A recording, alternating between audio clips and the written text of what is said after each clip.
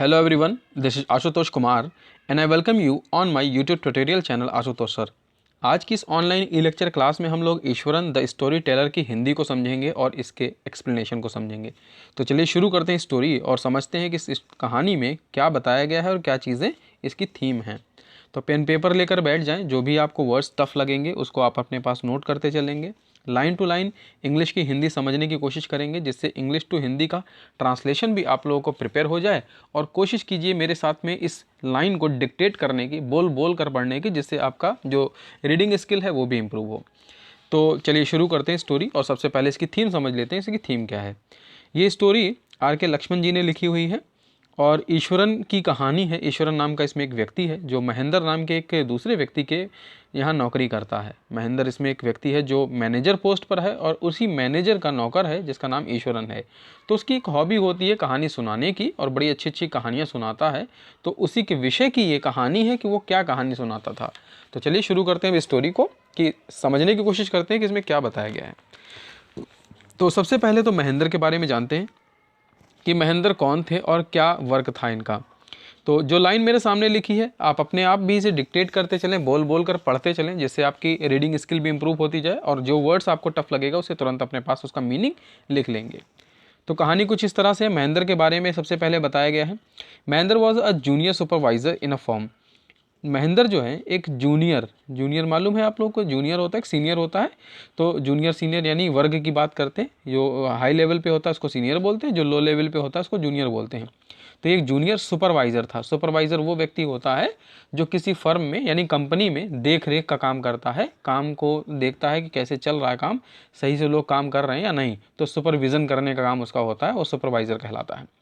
तो वो सुपरवाइजर था इन अ फर्म, फर्म का मतलब है कंपनी में, which offered the services of its supervisors on hire, जो अपने सुपरवाइजर्स को एक नौकरी पर रखा था जिसने, मतलब ये कंपनी थी इसकी, और जिस कंपनी में ये एक रेंटल बेस पर थे वहाँ पर ये जॉब कर रहे थे जिनको सैलरी मिलती थी काम की। तो Mahendra had to move from one place to another. Mahendra को अक्सर करके एक जगह से दूसरे जगह जाया करना पड़ता था, और ऐसा इसलिए क्योंकि सुपरवाइज द कंस्ट्रक्शन वर्क, क्योंकि जो इनकी कंपनी थी वो कंस्ट्रक्शन का काम करती थी। कंस्ट्रक्शन का मतलब होता है भवन निर्माण। भवन निर्माण का मतलब जैसे घर बनाने का काम, पुल बनाने का काम, सड़कें बनाने का काम, ये सभी काम कंस्ट्रक्शन वर्क कहलाते हैं। तो इनकी कंपनी जो है इसी टाइप का कुछ काम करती थी और उसमें ये मैनेजर थे। तो इस वजह से इन्हें जगह जगह जाना पड़ता था और अपनी जगह बार बार बदलनी पड़ती थी। अब जो महेंद्र थे वो ही वॉज अ बैचलर, वह बैचलर थे। बैचलर मतलब इनकी शादी नहीं हुई थी, ये कुंवारे थे। तो बैचलर का मतलब कुंवारा होता है, इनकी शादी नहीं हुई थी, एक ऐसा बंदा जिसकी शादी ना हुई हो। तो ये बैचलर थे। And his needs were simple, और इनकी आवश्यकताएं जो थी बहुत सिंपल थी, यानी इन्हें ज़्यादा चीज़ों की ज़रूरत नहीं थी। तो बैचलर थे इसीलिए इनके पास अपनी जो ज़रूरतें थी बेसिक चीज़ों के लिए वही सब ये अपने पास सामान रखते थे। इसके अलावा इनके पास कोई अतिरिक्त यानी एक्स्ट्रा वर्क चीज़ें नहीं थी इनके पास। He also had to ability to adjust himself in all kind of situations. इनके पास एक एबिलिटी थी यानी गुण था, वो ये कि adjust himself, अपने आप को ये ढाल लेते थे। adjust himself का मतलब खुद को ढाल लेते थे ये all kinds of situation, प्रत्येक परिस्थिति में। situation का मतलब परिस्थिति और हर प्रकार का, all kind का मतलब हर प्रकार। अब परिस्थिति में ढाल लेने का मतलब इनका ये था कि अगर ये किसी जगह पर जा रहे हैं कंपनी के काम से कंस्ट्रक्शन वर्क देखने के लिए, तो उस जगह पर जैसा भी माहौल होता था, जैसे शहरी माहौल है तो अपने आप को उस तरह से रखते थे, अपने आप को वहाँ पर एडजस्ट हो जाते थे। अगर गांव का ग्रामीण परिवेश है तो वहाँ पर भी अपने आप को एडजस्ट कर लेते थे। कहीं पर ठहरने की व्यवस्था है या नहीं है तो भी अपने आप को एडजस्ट कर लेते थे। ये सिचुएशन में एडजस्ट होने की इनके पास कला थी महेंद्र के पास में। तो अब आगे इनके बारे में बताते हैं कि he did not mind staying in a tent. इन्हें किसी टेंट के अंदर यानी कोई तंबू अगर बना हुआ उसमें सोने में कोई हर्ज नहीं था, वहाँ भी रुक लेते थे ये। और या फिर इल ऑक्यूपाइड रेस्ट हाउस, या फिर ऐसा कोई एक रेस्ट हाउस यानी आराम करने के लिए जो घर बनाए जाते हैं जिसे होटल कहते हैं हम लोग, तो ऐसा कोई रेस्ट हाउस जो इल ऑक्यूपाइड हो। इल ऑक्यूपाइड का मतलब होता है बेतरतीब, यानी ऊट पटांग तरीके से सामान बिखरा पड़ा हो, सामान भरा पड़ा हो किसी कमरे में। ऐसे समझिए आप कि जैसे कबाड़ वाला कमरा हो, तो ये कबाड़ वाले कमरे में इनसे कोई सोने के लिए कह दे वहाँ ठहरने के लिए, तो ये ठहर जाएंगे, नहीं दिक्कत नहीं होगी वहाँ से कोई भी। तो इस प्रकार के एडजस्ट करने वाले व्यक्ति थे। अब महेंद्र के जो सर्वेंट थे ईश्वरन, जिनकी कहानी हम लोग पढ़ रहे हैं, इनके विषय में चलिए कुछ जानते हैं। तो जो महेंद्र के सर्वेंट थे ईश्वरन, ये कुछ इस तरह से था कि Mahendra had a servant, Mahendra के पास एक नौकर था जिसका नाम था ईश्वरन, उनका नौकर का नाम ईश्वरन था, जिनकी कहानी हम लोग यहाँ पढ़ रहे हैं। He was devoted to Mahendra, वह महेंद्र के प्रति पूरी तरह से कृतज्ञ था। डिवोटेड मतलब यहाँ पर उनके प्रति पूरी तरह से निष्ठा रखता था, उनके लिए हर काम करने के लिए। And looked to all his needs and comforts, और महेंद्र की जितनी भी ज़रूरतें होती थी और इनके आराम से संबंधित जितनी भी चीज़ें होती थी, ईश्वरन हर उन चीज़ों का ख्याल रखता था, यानी बिना भूले। Eswaran was a grand cook, Eswaran जो है वो एक मुख्य बावर्ची था, यानी महेंद्र ने अपने पास इसे सिर्फ इसलिए रखा था ताकि खाना बनाने का काम जो है इनके लिए आसान हो जाए और खाना इन्हें बना बनाया मिल जाए।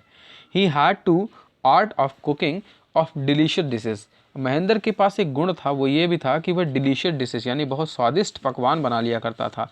डिलीशियस का मतलब स्वादिष्ट और डिशेस का मतलब पकवान, तो उसे अच्छे अच्छे स्वादिष्ट खाना बनाने की बहुत अच्छी कला उसे आती थी और बहुत अच्छे से ये काम कर सकता था। लाइक अ कंजूरर, एक जादूगर के भांति, कंजूरर का मतलब होता है जादूगर, एक जादूगर की तरह he could somehow manage to get fresh vegetable from somewhere in no time. तो अक्सर करके जब भी इसे कुछ बनाना होता था तो बड़ी जल्दी ही कुछ ना कुछ ऐसा वो खोज के ले आता था बिना समय गंवाए, जो उसे फ्रेश वेजिटेबल के रूप में मिल जाता था, यानी कुछ ना कुछ वो ले आता था जिससे वो खाने पीने का इंतजाम कर लेता था। वो एक जादूगर था इस मामले में कि घर में कुछ भी नहीं है फिर भी वो फ्रेश वेजिटेबल कहाँ से अरेंज कर लेता था ये कोई नहीं जानता था। Mahendra went to his office, जब महेंद्र अपने ऑफिस जाया करते थे अर्ली इन द मॉर्निंग, सुबह जल्दी के समय में, Eswaran served him his breakfast and gave him packed lunch, तो ईश्वरन उन्हें सुबह का नाश्ता जो है प्रोवाइड कर देते थे, नाश्ता दे देते थे, एंड पैक्ड लंच, और उसके बाद में खाना यानी टिफ़िन बांध कर देते थे, पैक्ड करके पैक करके लंच को दे देते थे, तो वही पैक्ड लंच लिखा हुआ है, तो लंच पैक करके वो दे देता था महेंद्र को। तो इस तरह का वर्क था यहाँ पर ईश्वरन का। ही वॉश्ड महेंद्रस क्लॉथ, और आगे का कुछ काम यह भी था कि ही वॉश्ड यानी वह महेंद्र जो है, ईश्वरन जो है महेंद्र के कपड़े भी धुलता था। एंड केप्ट द टेंट और शेड टाइड एंड क्लीन, और उनके कपड़ों को बाहर ले जाकर फैला भी देता था, टेंट कर देता था जिससे वो सूख जाएं, एंड शेड टाइड, और उन्हें पूरी तरह से फैलाकर धुल कर सुखा देता था, यानी धुलना सुखाना फैलाना ये सब उसी का काम था महेंद्र के कपड़ों को। तो ये नौकर था तो इसलिए सारे काम उसके लगभग ये करता था। अब ईश्वरन के बारे में जो रोमांचक है, जो एक इंटरेस्टिंग चीज़ है, उसके बारे में चलिए इसको समझते हैं। ईश्वरन अ गुड स्टोरी टेलर, ईश्वरन एक बहुत अच्छा कहानी बोलने वाला, कहानी सुनाने वाला व्यक्ति था। और कैसा था, चलिए इसके बारे में समझते हैं यहाँ पर। Eswaran reads Tamil thrillers in his spare time, Eswaran जो है अक्सर करके खाली समय में, खाली समय में, स्पेयर टाइम का मतलब होता है खाली समय, तो इसके पास जो भी खाली समय होता था वो तमिल भाषा होती है, तमिलनाडु में जो बोली जाती है, तो तमिल भाषा की कहानियों को ये पढ़ता था। थ्रिलर्स का मतलब होता है झकझोर देवानी कहानी, डरावनी टाइप की, कुछ सस्पेंस वाली और जासूसी टाइप की कहानियाँ, तो अक्सर करके ये कहानी ऐसे पढ़ा करता था जब वो खाली हुआ करता था तमिल भाषा में। दीज थ्रिलर्स, ये जो कहानियाँ होती थी झकझोर देने वाली, had left a good influence on the style of his story telling, अक्सर करके जब भी ये कहानियाँ सुनाता था थ्रिलिंग टाइप की, तो इसका प्रभाव लोगों पे बहुत अच्छा पड़ता था। इन्फ्लुएंस का मतलब होता है प्रभाव, यानी कहानी सुनने वाले लोग ये कहते थे कि वाह कितनी अच्छी कहानी सुनाता है ये, तो अक्सर करके ये प्रभाव लोगों के ऊपर खूब अच्छा पड़ता था। On the style of his story telling, इसके कहानी सुनाने की जो कला थी, इसके अंदर जो ये गुण था, लोगों को बहुत अच्छा लगता था कि वाह कितनी अच्छी तरीके से किसी कहानी को ये बताता है और एक्सप्लेन करता है पूरी तरह से। ईश्वरन, अब जो स्टोरी सुनाने की इसकी कहानी थी, Eswaran was a good story telling teller, वह एक अच्छा कहानी बोलने वाला, एक कहानी सुनाने वाला वक्ता तो था ही। हिज स्टोरी टेलिंग, और उसकी जो कहानियाँ होती थी, was always full of suspense, वो हमेशा किसी न किसी रहस्य से भरी हुई होती थी। रहस्य मतलब शुरू से लेके कहानी में आखिरी तक ऐसा लगता था कि इसमें आगे क्या होने वाला है ये पहले से नहीं पता लगा सकते थे कोई भी, तो ये सस्पेंस होता था। And had a surprise ending, और अंत में जब भी कहानी इसकी ख़त्म होती थी तो बहुत ही सरप्राइज करने वाला अंत होता था कहानी का, यानी आश्चर्यचकित कर देने वाला। Eswaran could invent any number of stories, Eswaran के अंदर अब खाना बनाने के साथ साथ एक गुण ये और था, वो ये कि वो किसी भी नंबर की स्टोरी को इन्वेंट कर सकता था। मतलब 1 2 3 4 कहानियाँ नहीं, अनगिनत कहानियों को वो दिमाग क्रिएट कर लेता था, सोच लेता था कि आज उसे क्या कहानी सुनानी है। तो ये उसके अंदर एक कला थी। And Mahendra listen to his stories, और महेंद्र उसकी कहानी को बड़े अच्छे से सुनता था विदाउट फाइंडिंग लूप होल्स, बिना कोई कमी पाए। लूप होल्स का मतलब होता है कि जब वो कहानी सुनता था तो ऐसा नहीं होता था कहीं पे कि उसका झुकाव कहानी की तरफ टूट जाए, यानी कहानी ऐसी बोरिंग कहीं नहीं फील कराती थी। तो लूप होल्स होता है बोरिंग ना फील कराने वाली स्थिति पे, कि कहानी टूटे ना कहीं पर। इन देम, ऐसा इसलिए था because his stories were remarkable amazing, वाकई में उसकी कहानी जो है रिमार्केबल यानी अतुलनीय थी। वाकई उसकी तारीफ जितनी भी की जाए अमेजिंग की वो कम थी। तो अमेजिंग कहानियाँ होती थी, बड़ी रोमांचक विचित्र कहानियाँ होती थी उसकी जो कहानी सुनाता था। Eswaran told story about a mad elephant. अब ईश्वरन ने एक बार जो है एक पागल हाथी की कहानी सुनाई। अब पागल हाथी की क्या कहानी थी और वाकई में वो कैसी कहानी सुनाता था, इस कहानी के माध्यम से हम लोग अब यहाँ पर समझेंगे। तो कहानी अब यहाँ से ध्यान से सुनिएगा, क्योंकि मेन कहानी यही है कि ईश्वरन अक्सर करके क्या कहानी सुनाता था, किस टाइप की कहानियाँ उसकी हुआ करती थी। तो कहानी कुछ इस तरह से है कि Eswaran often started his stories related to his native place.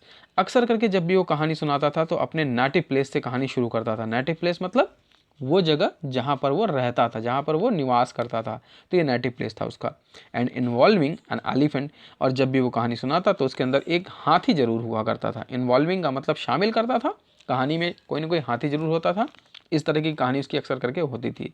अब कहानी कुछ इस तरह थी कि फॉर एग्जाम्पल जैसे वो कहानी इस तरह से सुना रहा है कि he told a story about how to paralyse a mad elephant. तो उसने कहानी सुनाई कि उसने एक हाथी को, पागल हाथी को कैसे पैरालाइज किया। पैरालाइज का मतलब होता है उसके हाथ पैर ने काम करना बंद कर दिया, ऐसी स्थिति उसने हाथी की कर दी, यानी वो पैरालाइज होकर ज़मीन पे गिर गया, उसके हाथ पांव लुंज पड़ गए। जब हाथ पैर काम नहीं करते हैं, एक पोलियो टाइप वाली स्थिति हो जाती है, तो उसको पैरालाइज बोलते हैं। तो यहाँ पर हाथी के उसने हाथ पांव पैरालाइज कर दिए थे, जो पागल हाथी था। एंड हैड गॉन बरसर्क, और हाथी लगभग पागल सा हो गया था। बरसर्क का मतलब होता है पागल हो जाना। तो लगभग हाथी जो है पूरी तरह से आपा खो बैठा था और बेहोशी की हालत में पहुंच चुका था। ही सैड दैट, उसने आगे ये बताया कि देयर वर रिच फॉरेस्ट, कि जहाँ की वो कहानी सुना रहा था वहाँ पर बहुत घने जंगल थे। रिच फॉरेस्ट का मतलब घने जंगल थे। अराउंड हिज नेटिव प्लेस, जहाँ वो रहता था, यानी उसकी जो मातृभूमि थी, नेटिव प्लेस मतलब मातृभूमि, उस जगह पर बड़े घने घने जंगल थे। एंड इन्वॉल्विंग एन एलिफेंट, और उसमें एक हाथी शामिल था। कहानी में कुछ इस तरह से था कि वहाँ पर टिम्बर लॉक्स थे। टिम्बर लॉक का मतलब, टिम्बर मतलब लकड़ी होता है और लॉक्स मतलब लट्ठे। तो बड़े बड़े लकड़ी के लट्ठे थे। लट्ठे का मतलब होता है जैसे पेड़ काटेंगे तो जो बेच का हिस्सा होता है गोल गोल लकड़ी, उसको लट्ठा बोलते हैं, बहुत बड़ा भाग होता है वो। तो उतने बड़े बड़े टुकड़े थे लट्ठे के, लकड़ी के, तो उसको लोड किया जा रहा था ट्रक्स में। वर लोडेड ऑन ट्रक्स, उन्हें ट्रक में लोड किया जा रहा था। This was done by well fade elephant, और ये काम कराया जा रहा था हट्टे कट्टे हाथियों से। वेल फेड का मतलब है अच्छे खासे मजबूत हाथियों से कराया जा रहा था ये काम। तो ये काम जब चल रहा था, बट उसी समय if an elephant went mad, अगर कोई हाथी वाकई में पागल हो जाए तो नो महाउत कुड कंट्रोल इट, तो कोई भी महाउत उसको कंट्रोल नहीं कर पाएगा। महाउत वो व्यक्ति होता है जो हाथी को कंट्रोल करने का काम करता है। जैसे अगर घोड़े पर कोई आदमी बैठ के चल रहा है और घोड़े को कंट्रोल कर रहा है तो उसे घुड़सवार बोलते हैं, और अगर तांगा कोई चला रहा है, तांगे को कंट्रोल कर रहा है तो उसे तांगे वाला बोलते हैं। तो ऐसे हाथी को चलाकर जो कंट्रोल करता है उसको महाउत बोलते हैं हिंदी में। इंग्लिश में भी यही लिखा है यहाँ पर। तो यहाँ पर इस तरह से वो भी कंट्रोल नहीं कर सकता अगर हाथी पागल हो जाए तो। एंड कुड कंट्रोल इट, कोई उसे कंट्रोल नहीं कर सकता। Once a tusker went mad, जब एक बार एक कोई टस्कर, टस्कर का मतलब भी यहाँ पर हाथी है। टस्कर का मतलब वैसे होता है बड़े दांत वाला जानवर, लेकिन बड़े दांत के जानवर केवल हाथी ही होता है, बहुत बड़े बड़े इसके दांत होते हैं, इसलिए यहाँ पर टस्कर इसका नाम लिखा हुआ है। तो जब कोई टस्कर यानी हाथी पागल हो जाता है तो उसे कंट्रोल कर पाना बड़ा मुश्किल काम है। It went about the causing destruction to huts and stalls, क्योंकि ये अक्सर करके इसका कारण यह भी होता था कि जब हाथी पागल हो जाता था तो वो सब कुछ नाश कर देता था। डिस्ट्रक्शन का मतलब है नाश कर देता था। जितनी भी हट्स यानी झोपड़ी हुआ करती थी, स्टॉल्स जितने भी आसपास में तंबू लगे होते थे या स्टॉल्स दुकानें लगी होती थी, ट्रीज बशेस सब नाश कर देता था, यानी पेड़ को, पौधों को, झाड़ियों को सब नाश कर देता था वो पूरी तरह। It broke into a school playground, और पास में ही एक स्कूल का प्लेग्राउंड था जिसे पूरी तरह से ये तोड़ देता था। चिल्ड्रन एंड टीचर्स रैन हेल्थर स्कैल्थर, कि वहाँ पर जो बच्चे और टीचर्स हुआ करते थे वो हड़बड़ी में, हेल्थर स्केल्टर या मीनिंग आप लिख लीजिएगा अपने पास में, इसका मतलब होता है हड़बड़ी में, हड़बड़ाहट करते हुए यानी भागते हुए, कि बिना कुछ सोचे बिना कुछ देखे एकदम से उठ खड़े हुए और भाग खड़े हुए, टकराते हुए चीज़ों से, तो ऐसी स्थिति हड़बड़ी होना। तो हड़बड़ी में भाग पड़ते थे सेव दियर लिव्स, अपने जीवन को बचाने के लिए। Everyone stood on the roof, वहाँ पर बिल्डिंग पर जितने लोग छत पर वहाँ खड़े हुए थे, stood building on the roof watching the रोग एलिफेंट, वह उस समय गुस्से से लाल तमतमाए हाथी को देख रहे थे। रॉक का मतलब होता है गुस्से में लाल हुआ चेहरा, तो लाल हो जाता था हाथी, बिल्कुल ऐसा गुस्से में उस हाथी को सब लोग वहाँ देख रहे थे। ईश्वरन वॉज अ स्टूडेंट, उस समय ईश्वरन जो है वहाँ पर एक स्टूडेंट था, ऑफ अ जूनियर क्लास, एक छोटी सी क्लास का यानी जूनियर क्लास का एक स्टूडेंट था एट दैट टाइम, उस समय के टाइम में।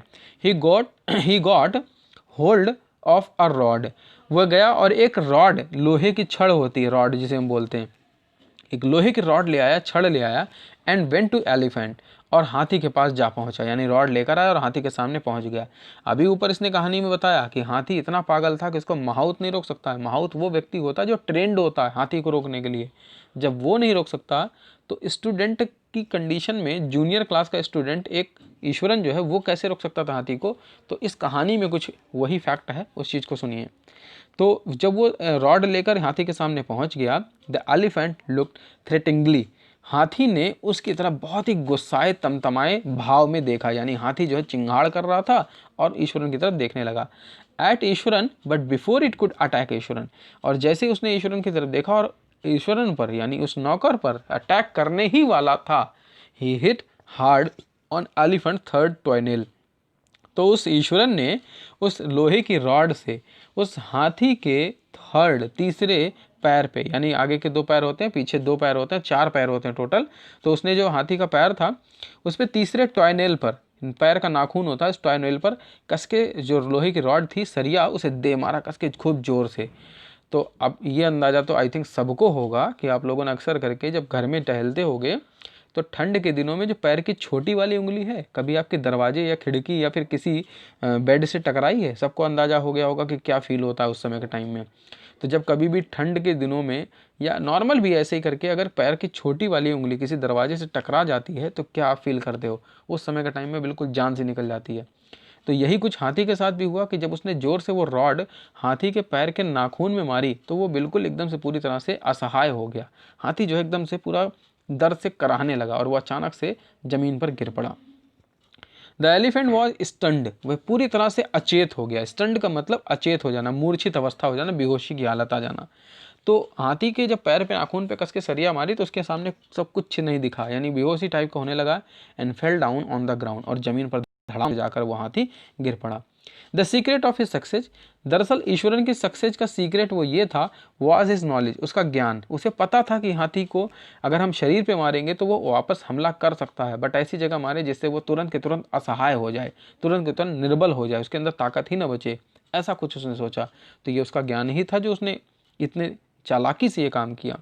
एलिफेंट नर्वस सिस्टम, उसने उसके ये ज्ञान था कि अगर एलिफेंट के नर्वस सिस्टम में, नर्वस सिस्टम होता है तंत्रिका तंतु, यानी जहाँ से शरीर सबसे कमज़ोर होता है ऐसा सिस्टम, अगर उस नर्वस सिस्टम पे अटैक किया जाए, इट पैरालाइज व्हेन, तो वो हाथी जो है पैरालाइज किया जा सकता है, यानी उसको पंगु बनाया जा सकता है, उसे लाचार किया जा सकता है। When it hit on that the particular place, जब उस पर्टिकुलर प्लेस पे हिट किया जाएगा तो ऐसा किया जा सकता है। ये बात ईश्वरन को पता थी और उसने उसी का फ़ायदा उठाया उस पागल हाथी को कंट्रोल करने के लिए। The story was most unlikely and incredible, वास्तव में ये कहानी जो थी अद्वितीय थी, यानी ऐसी दूसरी कहानी किसी ने नहीं सुनी थी आज तक इस तरीके की, और दूसरी इनक्रेडिबल थी। इसकी तुलना जितनी की जाए किसी दूसरों से, जितनी तारीफ की जाए कम है, तुलना करने में ये अद्वितीय ही मिलेगी, दूसरों कहानियों से बेहतर ही मिलेगी। But Mahendra found no fault with it, और महेंद्र को इसमें कोई कमी कभी नहीं दिखाई देती थी, कहानी को बड़े चाव से मन से वो सुना करता था। Eswaran was a simply amused, Eswaran जो है ही वॉज सिंपली अम्यूज, जो महेंद्र है उसकी कहानी सुन के बड़ा प्रसन्न हो जाया करता था, संतुष्ट हो जाया करता था। तो ये उसका फील था, ये इसका भाव था। इसके आगे की कहानी को हम लोग सेकंड पार्ट में पढ़ेंगे। अगर मैं कंटिन्यू इसको करूँगा तो बहुत लंबा वीडियो हो जाएगा, और आई नो वेरी वेल कि आप लोग इतनी देर तक बैठकर कंटिन्यू एक वीडियो नहीं देखते हो, तो इसलिए इसको मैं सेकंड पार्ट में अपलोड कर रहा हूँ। इसके जस्ट बाद आपको सेकंड पार्ट मिल जाएगा, तो 1 बाय 1 आप दोनों पार्ट को देखें और बहुत अच्छे से समझने की कोशिश करें कहानी को, तभी आप इस कहानी को जो आंसर कर पाओगे इसके रिलेटेड जो भी आएंगे। तो इसके पहले आपको स्टोरी अच्छे से समझनी है। तो ओके, थैंक यू, आज के लिए सिर्फ इतना ही है, और इसके नेक्स्ट पार्ट के लिए आप तुरंत इस वीडियो के बाद में आप इसका नेक्स्ट पार्ट पाएंगे। तो अभी आप इस कहानी को ऊपर जितना मैंने बताया है उस कहानी को समझें, द डे ऑफ प्रोप्रिएट, यहाँ से हम लोग इस कहानी को नेक्स्ट पार्ट में पढ़ेंगे। ओके, चलिए, ओके, थैंक यू क्लास।